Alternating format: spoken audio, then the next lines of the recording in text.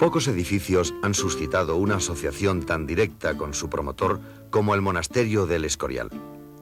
Felipe II, como rey prudente, católico, poderoso o sabio, se representa a través del carácter polivalente y multifuncional del Escorial, en el que erigió un autorretrato arquitectónico de sí mismo. Su construcción fue la expresión más cumplida de la política arquitectónica de Felipe II, quien, a diferencia de su padre, el emperador Carlos V, pasó en España la mayor parte de su vida rigiendo los asuntos políticos a la manera, según se ha dicho, de una araña sentada en medio de una tela. Para ello, estableció la capital en Madrid, en cuyos alrededores los palacios de El Pardo, Aranjuez y Balsaín formaron la tela de araña del centro del poder. De todas estas construcciones, el Escorial jugó un papel preferente y hegemónico hasta llegar a convertirse en el símbolo y expresión visual de los principios ideológicos y espirituales del poder. El emplazamiento elegido para el monasterio refleja el profundo amor a la naturaleza que sintió Felipe II desde muy joven.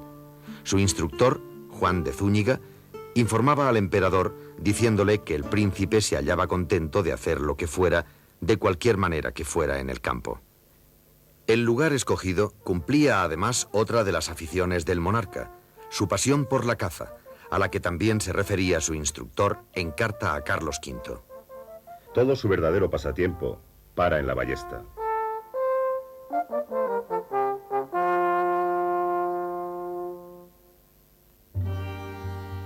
Pero fueron otras razones las que influyeron decisivamente en la elección del lugar. El monasterio debía hallarse próximo a la corte y dentro del círculo representativo del poder. El palacio de Felipe II, una de las primeras partes que se construyeron, está adosado a la capilla mayor de la iglesia. Un eje visual, ideológico y político se trazaba entre la residencia del rey y la corte, posibilitado al alterar la orientación del monasterio.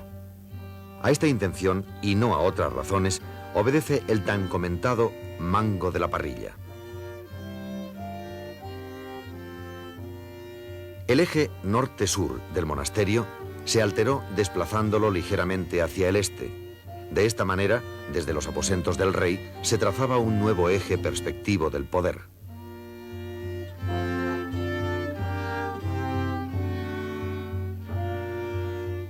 La fundación del monasterio se ha explicado como la construcción de un centro en el que se cumpliese el testamento paterno. Carlos V encargó a su hijo que se ocupase de su enterramiento y del de la emperatriz. También le había encomendado, como labores prioritarias de su gobierno, la defensa de la fe, combatir la herejía, la formación intelectual de religiosos y la defensa de la paz.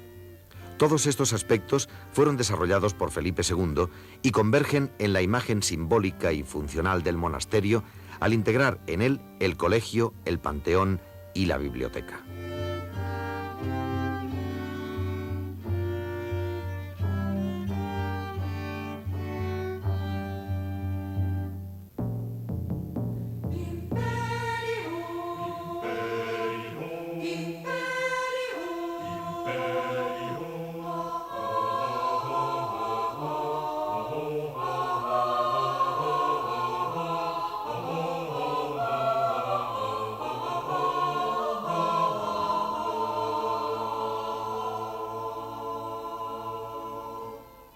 En la mayoría de los programas arquitectónicos de Felipe II intervino Juan Bautista de Toledo, arquitecto a quien Felipe II mandó llamar en 1559.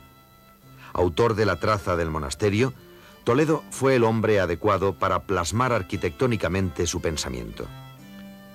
El padre José de Sigüenza, cronista del monasterio, describe así al primer arquitecto de El Escorial. Toledo era un hombre de muchas partes, escultor y que entendía bien el dibujo. Sabía lengua latina y griega. Tenía mucha noticia de filosofía y matemáticas. Juan de Herrera, ayudante de Toledo, le sustituyó a su muerte hasta el final de las obras. Desde 1561, Felipe II disponía de una traza y nombra una comisión de frailes para el asesoramiento del arquitecto. Pero fue en todo momento la voluntad del soberano la que tuvo un peso decisivo en la orientación de las obras.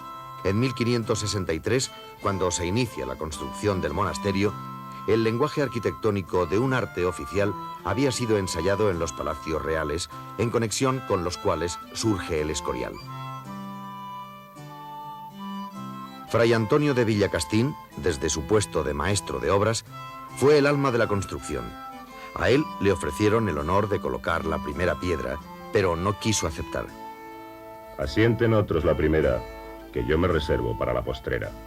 Las obras duraron 21 años, un periodo muy breve si se considera la magnitud de las mismas.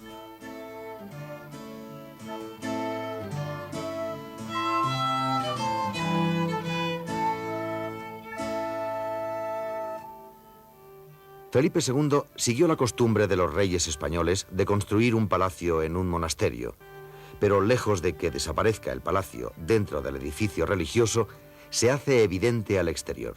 Además, la composición y combinación de elementos, la imagen exterior y figurativa del monasterio, son un reflejo de su carácter palaciego.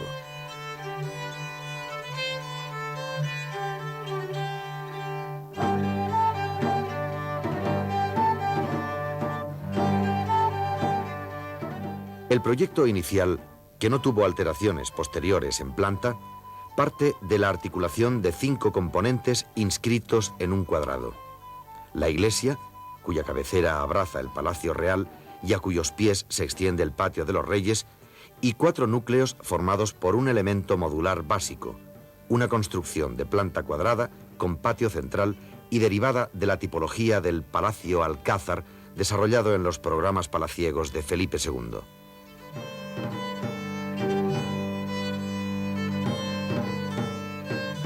Así se le representa en la simplificación de la maqueta del monasterio que aparece en una pintura de Sánchez Coello de 1580. El proyecto inicial de Juan Bautista de Toledo experimentó algunas modificaciones cuando el italiano Paciotto presentó una nueva traza para la iglesia. También se suprimieron las 2 torres centrales de la fachada principal y las del norte y mediodía. Cuando en 1564 se decide igualar con el resto la altura de la mitad occidental, la fachada de la iglesia quedó oculta desde el exterior, acentuándose la coherencia estructural del edificio, su imagen de objeto compacto y simétrico.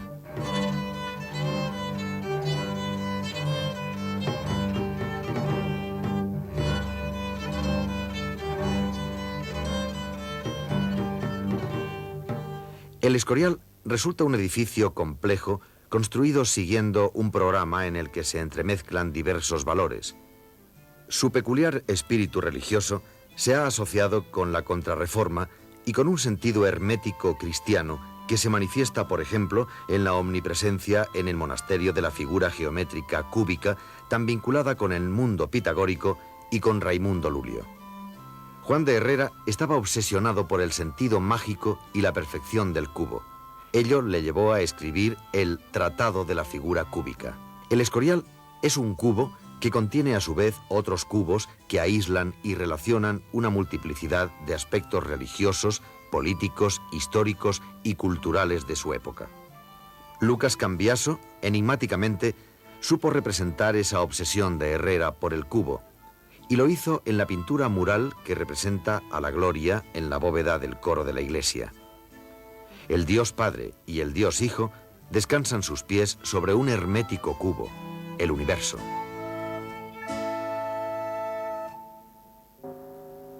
A Dios grande y todopoderoso, lugar santo, consagrado por la piedad de los miembros de la Casa de Austria, a los despojos mortales de los reyes católicos, que esperan el día deseado bajo el altar mayor de aquel que nos dio la vida. Carlos V, el más ilustre de los Césares, deseó para sí mismo y para los de su linaje este lugar de reposo. Felipe II, el más prudente de los reyes, escogió el lugar. Felipe III, príncipe piadoso por excelencia, comenzó las obras. Felipe IV, grande por su clemencia, su constancia y su piedad, lo terminó en el año del Señor de 1654.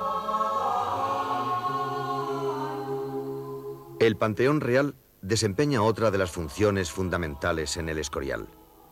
Se abre entre la iglesia y la sacristía, situado debajo del altar mayor, buscando así un punto de referencia entre la idea de la muerte y el Santísimo y bajo la clave de la bóveda, símbolo de la bóveda celeste. Al concebir el templo como casa de Dios, contigua a la casa regia, y también como techo o bóveda de la cámara mortuoria, el enterramiento adquiere un carácter solemne, severo, majestático y grandioso, casi similar por su sentido al de una pirámide egipcia. La nobleza de los materiales sublima su carácter solemne y mortuorio.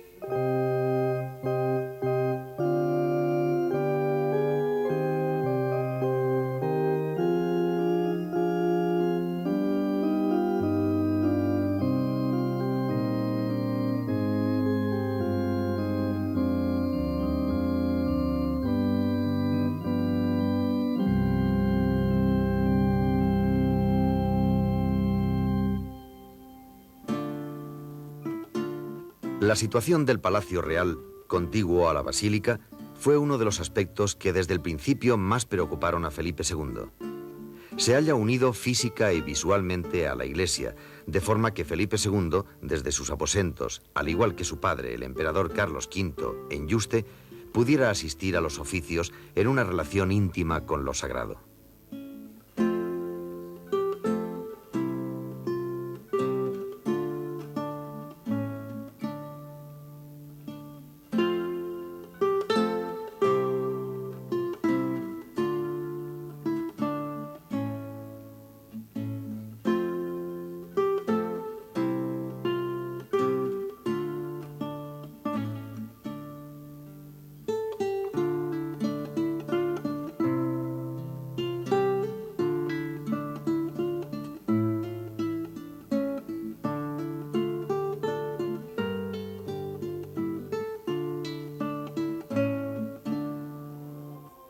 La basílica articula el eje que discurre entre la fachada y el tabernáculo, en torno al cual se organizan los distintos componentes del edificio. El modelo que sirvió para su construcción, San Pedro de Roma, se alteró al dividir su espacio en una compartimentación jerárquica. El sotocoro, con su bóveda plana, es una reducción de la estructura de la basílica y fue el espacio destinado a los fieles. El espacio comprendido entre el coro y el altar se destinó a los nobles. En él destaca la cúpula sobre pilares que desde el exterior supone una de las referencias plásticas inconfundibles del monasterio.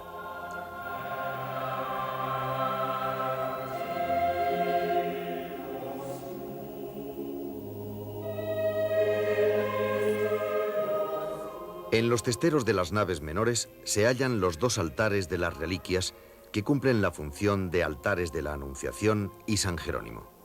Contienen relicarios de tipología diversa que fueron labrados en su mayor parte en Sevilla en la época de Felipe III.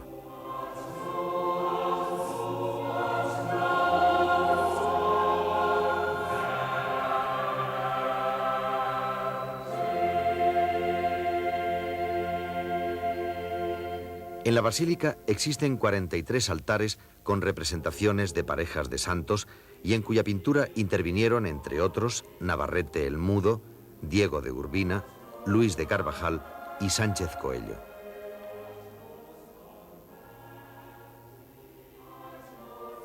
Pero es en la capilla mayor, con su altar sobreelevado, donde se concentra el conjunto figurativo y simbólico más importante de la basílica. Esta zona, a la que solamente tenían acceso Felipe II y el sacerdote, por ser capilla real, conectada, según vimos, con el palacio de Felipe II, surge como la sublimación de la unión entre la monarquía y lo sagrado. El retablo mayor fue diseñado por Juan de Herrera con 3 cuerpos con órdenes superpuestos.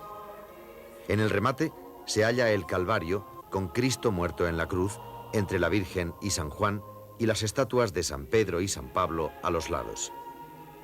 La obra se contrató en 1579, encargándose las esculturas en bronce a Pompeyo y León Leoni. También a ellos se deben las esculturas de los 4 doctores, los 4 evangelistas y San Andrés y Santiago.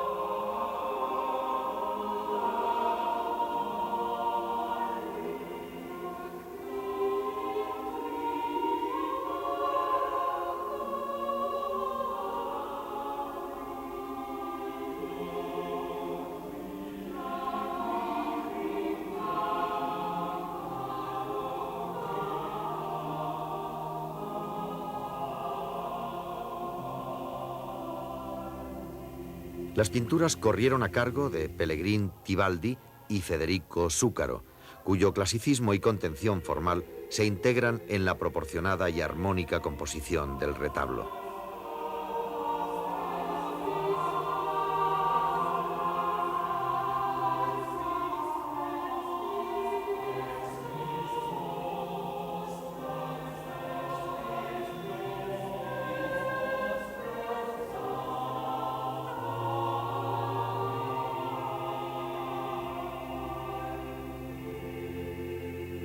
El tabernáculo, encargado en 1579, se hizo según la traza de Juan de Herrera por Giacomo Trezzo. Reproduce una tipología ideal de templete de planta circular con columnas corintias y cúpula. Es el centro sagrado en el que confluyen las miradas de los fieles, nobles, sacerdotes y del soberano, quien seguía siempre los oficios sin ser visto, ya desde los oratorios o desde el coro.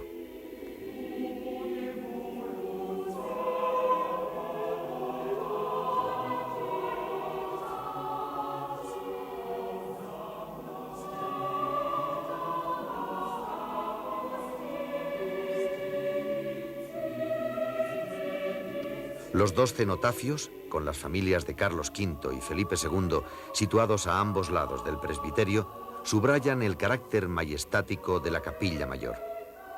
Las figuras aparecen en actitud orante, mirando hacia el altar, ocupando un lugar sobreelevado que subraya en vertical la mencionada compartimentación jerárquica.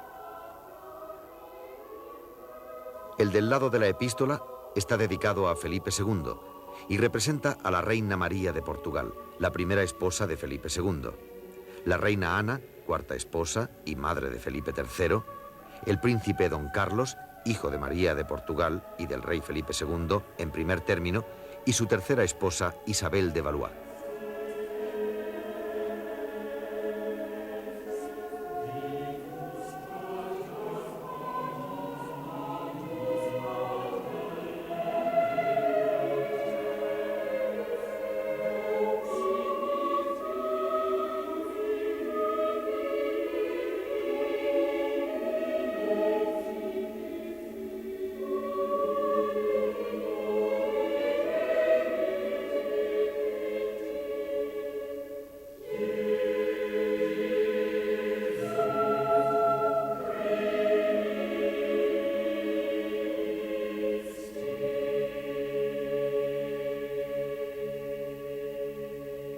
El coro está dispuesto en torno al facistol y conserva la araña de los pavos reales ofrecida por Carlos II. Tiene 2 órganos con columnas de orden corintio reconstruidos en nuestro siglo que, junto a los órganos de ambos lados del crucero, formaron parte de los 4 grandes, además de otros 4 pequeños portátiles que tuvo la basílica.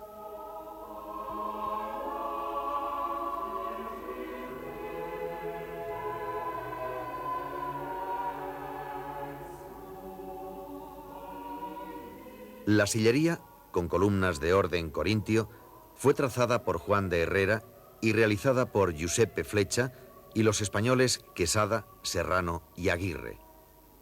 En uno de los sitiales, situado en un ángulo, Felipe II asistía a los oficios desde el coro, al que tenía acceso desde sus aposentos y donde no podía ser visto por los fieles. La sobreelevación del altar crea una unión óptica entre coro y altar a la manera de una iglesia ideal sobreelevada en la que se unen lo regio y lo sagrado.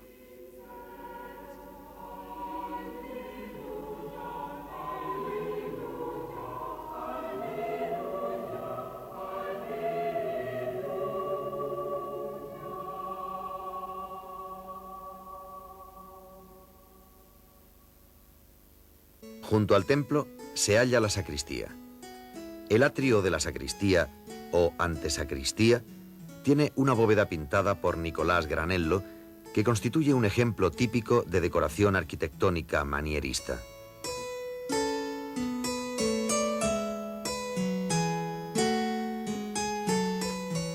La fuente está formada por 5 nichos, en cada uno de los cuales hay otras tantas cabecitas de ángel de bronce dorado por cuyas bocas echan agua a un pilón.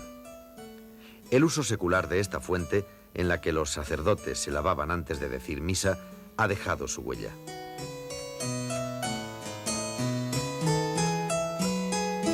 La sacristía es una gran sala rectangular de 30 metros de largo por 9 de ancho. En la decoración de su bóveda intervinieron Nicolás Granello y Fabrizio Castello. Esta se repite en el cuadro pintado por Claudio Coello, que representa la función religiosa celebrada el 19 de octubre de 1680 con motivo del traslado de la Sagrada Forma a la nueva capilla de la sacristía.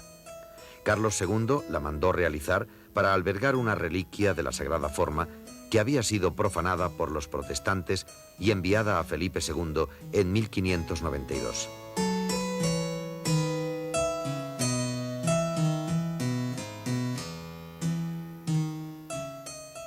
En la pintura aparece Carlos II arrodillado, adorando la reliquia que lleva Fray Francisco de los Santos, prior del monasterio, además de otros nobles y la comunidad de jerónimos.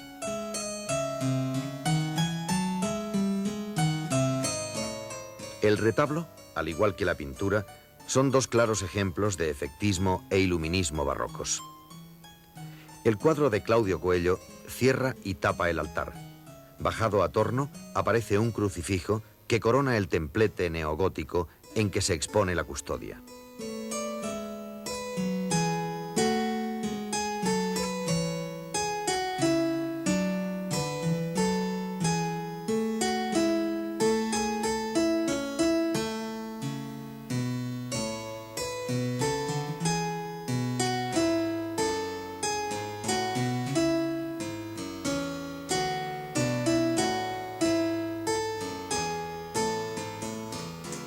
Para cuidar del monasterio y cumplir con los diversos oficios litúrgicos, el rey Felipe II estableció una comunidad de religiosos, los jerónimos, que se instalaron en la zona sur del edificio. El convento, con sus claustros y salas capitulares, cumple otra de las funciones principales del monasterio de El Escorial. Es la Domus Sacerdotum, o Casa de los Sacerdotes, que se relaciona con la Domus Domini, o Casa del Señor. Gira en torno a un patio central ajardinado, el de los evangelistas, símbolo del Paradisus, o místico paraíso terreno, según las palabras del padre Sigüenza. En el centro del patio se halla un templete de corte bramantesco que parece representar a Cristo como árbol de la vida. Fue construido entre 1586 y 1593, según inspiración de Juan de Herrera y de su rey Felipe II. Los 4 evangelistas, con sus símbolos a los pies, fueron esculpidos en mármol blanco genovés por Juan Bautista Monegro. De sus fuentes salen 4 estanques, los evangelios, que simulan regar las 4 partes del mundo, proporcionándoles la inmortalidad cristiana. El templete cobija a la Fons Vitae, la fuente de la vida, el evangelio que da vida eterna a los hombres. El patio de los evangelistas guarda estrecha similitud con el Jardín da Manga, en Coimbra, quizás conocido por Juan de Herrera al acompañar a Felipe II en su viaje a Portugal de 1581. El claustro principal, o grande, de 2 pisos, enmarca al patio de los evangelistas con sus arquerías entre columnas de órdenes dórico y jónico y está decorado con ciclos de pinturas al fresco de carácter devocional, cuya iconografía parece reflejar las orientaciones del Concilio de Trento. Aquí trabajó Federico Súcaro con sus numerosos discípulos, pero sus pinturas no agradaron a Felipe II y las mandó sustituir por otras de Pellegrin Tibaldi, un miguelangelesco que en el claustro bajo hizo numerosos frescos sobre la vida de Jesús y la Virgen con abundancia de fondos arquitectónicos clasicistas. Desde el claustro principal bajo se entra en las salas capitulares, constituidas por 4 estancias decoradas con pinturas de Granello y Fabricio. Por la monumental escalera principal se llega al claustro alto. En el friso de esta escalera se representan la batalla, el asedio y la rendición de San Quintín, así como la fundación de El Escorial, pintadas por Lucas Jordán. En la bóveda aparece la Santísima Trinidad y pueden distinguirse los retratos de Carlos I, Felipe II, Felipe IV y Carlos II. Se trata de una alusión a cómo Dios santifica los acontecimientos de la historia a través de la acción de estos monarcas. La Galería de Convalecientes es un anexo del monasterio que sobresale de su estructura compacta. Construida para restablecimiento de convalecientes y contigua a la enfermería, marca una comunicación con la naturaleza en contraste con la introvertida arquitectura del monasterio.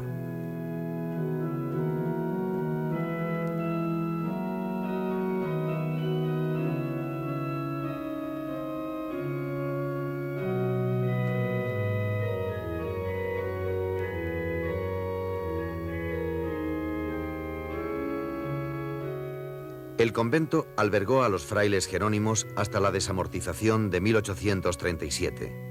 Más tarde fue cedido a los agustinos, que actualmente habitan en la zona de convento del monasterio y cumplen sus funciones en el mismo.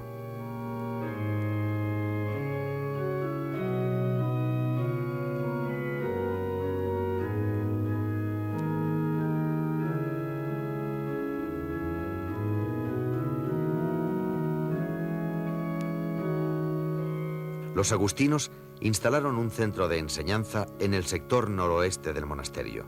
Se intentaba así recuperar una de las funciones originales de El Escorial.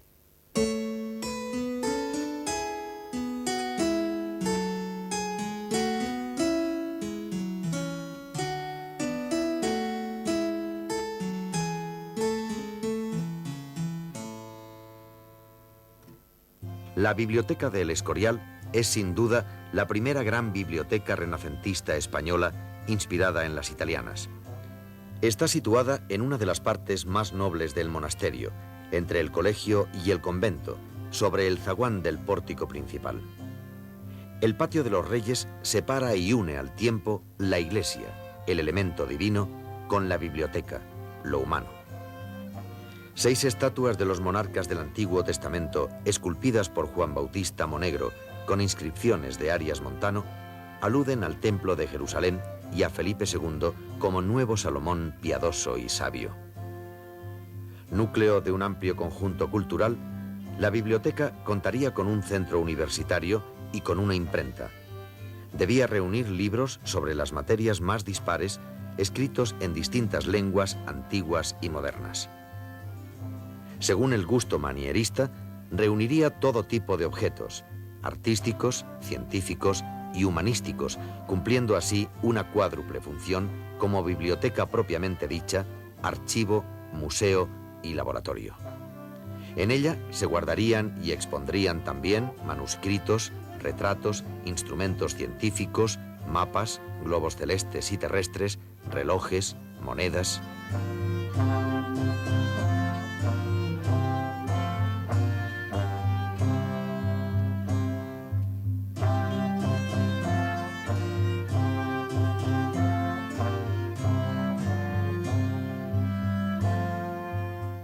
En las pinturas se sigue un programa iconográfico y simbólico preparado minuciosamente.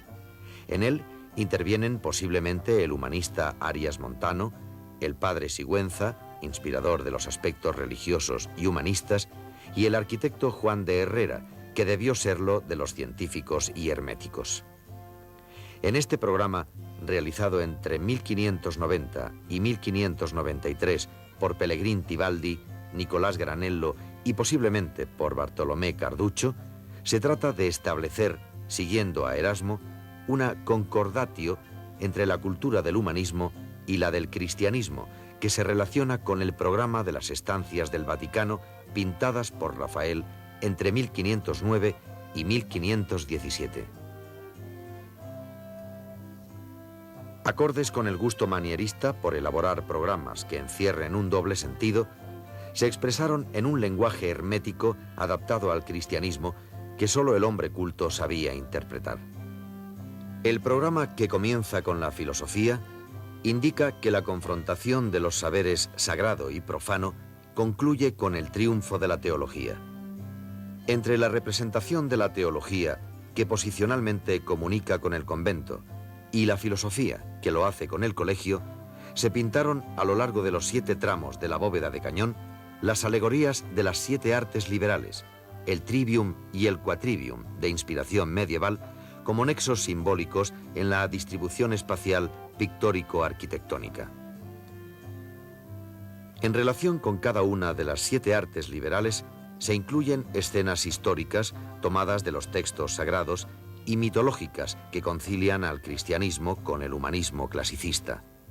De esta forma, por ejemplo, debajo de la alegoría de la gramática se representa la Torre de Babel y debajo de la música las figuras de Orfeo y Eurídice. Desde un punto de vista compositivo y estilístico, el modelo para los frescos fue la bóveda de la Capilla Sixtina y Miguel Ángel. Los fondos de la biblioteca tienen una procedencia muy diversa. Junto a la colección privada de Felipe II, hay otros muchos volúmenes donados y hasta incautados, así como la colección de libros hebreos y árabes de Arias Montano. Destacan los devocionarios poseídos por los reyes, como los breviarios de Isabel la Católica, Carlos V y Felipe II. También se atesoran códices importantes, el Emilianense, el Vigiliano y el Áureo, y el famoso Apocalipsis de San Juan, del monarca fundador de El Escorial. Las obras de Alfonso X el Sabio, sobre todo las célebres cantigas, así como los libros debidos a la mano de Santa Teresa de Jesús, destacan de entre estas joyas bibliográficas.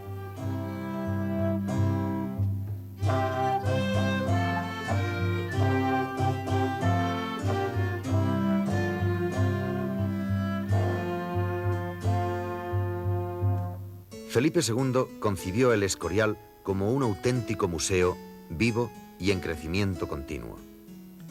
Fruto de su afición por el coleccionismo, encerraba una doble finalidad, didáctica y simbólica. El rey aparece así como un auténtico mecenas manierista, cuyo poder se materializa también en su capacidad como coleccionista.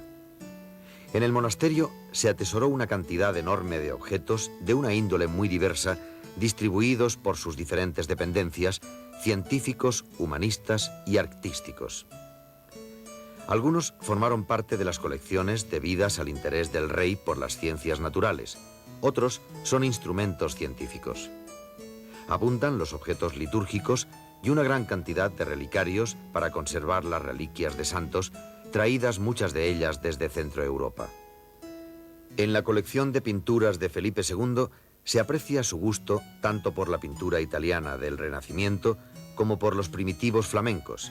Aunque predominan las obras de género religioso, también son abundantes las mitológicas. De entre las pinturas flamencas que Felipe II llevó a El Escorial, destaca el célebre Descendimiento de la Cruz, de Roger van der Weyden, entregada por el rey en 1574, así como varias obras de Patinir. Felipe II mostró una gran afición por las pinturas de Tiziano. Varias obras suyas fueron entregadas a El Escorial desde diferentes palacios y monasterios reales. Pero el Bosco fue uno de los pintores preferidos por Felipe II por su carácter moralizante. En el monasterio estuvieron varias de sus obras más destacadas, junto con la Mesa de los 7 pecados capitales que el padre Sigüenza situaba en el aposento de Felipe II. También el Greco está representado en El Escorial, aunque no agradaba al rey. El padre Sigüenza razonó su disgusto por el martirio de San Mauricio. Los santos se han de pintar de manera que no quiten la gana de rezar en ellos. Antes pongan devoción, pues el principal efecto y fin de la pintura ha de ser este.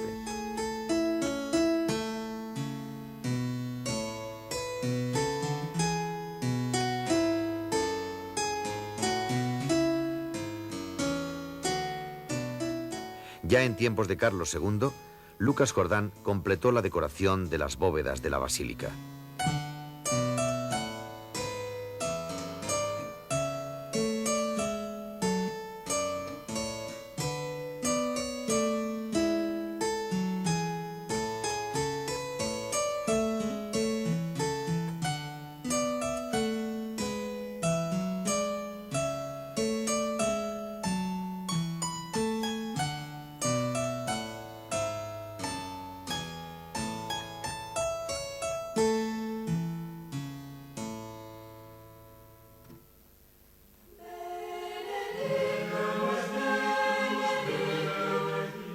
Entre las obras de escultura que atesora el monasterio, una de las más bellas es el Cristo de Cellini. Realizado en mármol blanco, constituye un expresivo ejemplo de la síntesis entre clasicismo y cristianismo propio de la cultura del siglo XVI. A sus pies tiene una inscripción latina que dice: Benvenuto Cellini, ciudadano florentino. Lo hacía el año 1562.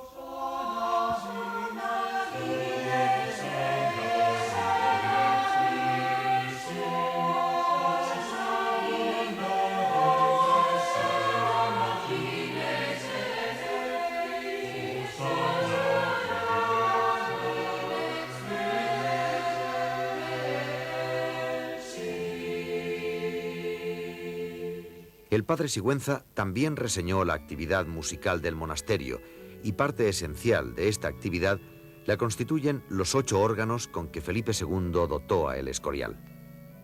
Los principales órganos fueron hechos con mucho cuidado por el flamenco Maese Gil Brevost, el mejor maestro de estos instrumentos que se ha conocido en nuestros tiempos. Con ellos se imitan sonidos de trompetas, chirimías, dulzainas, clarines, orlos, cornetas, flautas y otras 100 mixturas de caños sencillos y de lengüetas, hasta querernos hacer en creyente que están allí voces humanas.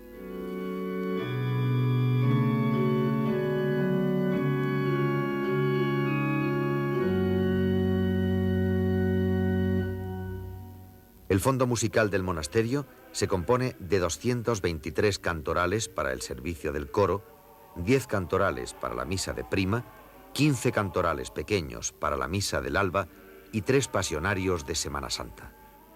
Entre todo este material se encuentran obras que llegaron a El Escorial para su estudio y ejecución, así como algunas de las piezas que compusieron los mismos religiosos para su interpretación inmediata.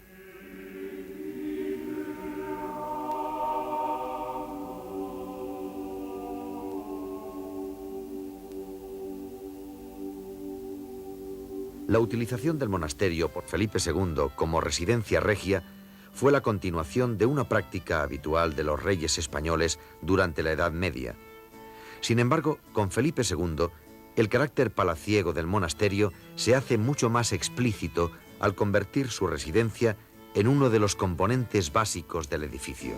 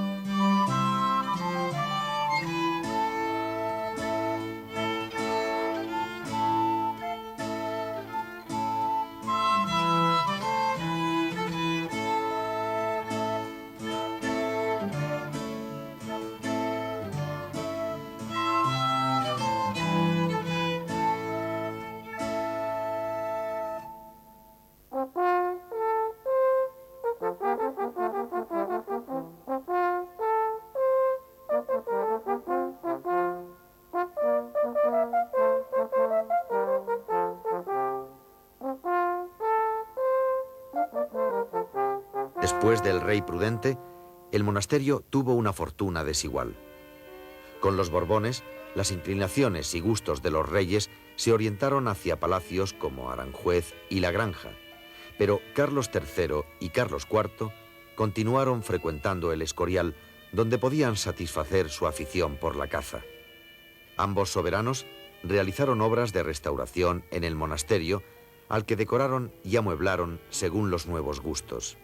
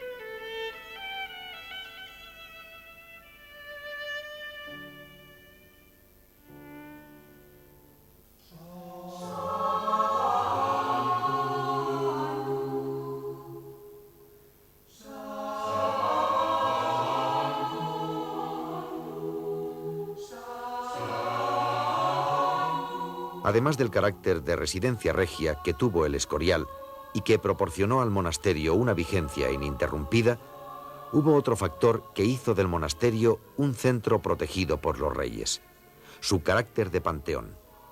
Esta función que ha desempeñado el monasterio durante siglos ha determinado que en él se hallen muestras variadas de arte funerario, como el Panteón de Infantes del siglo XIX.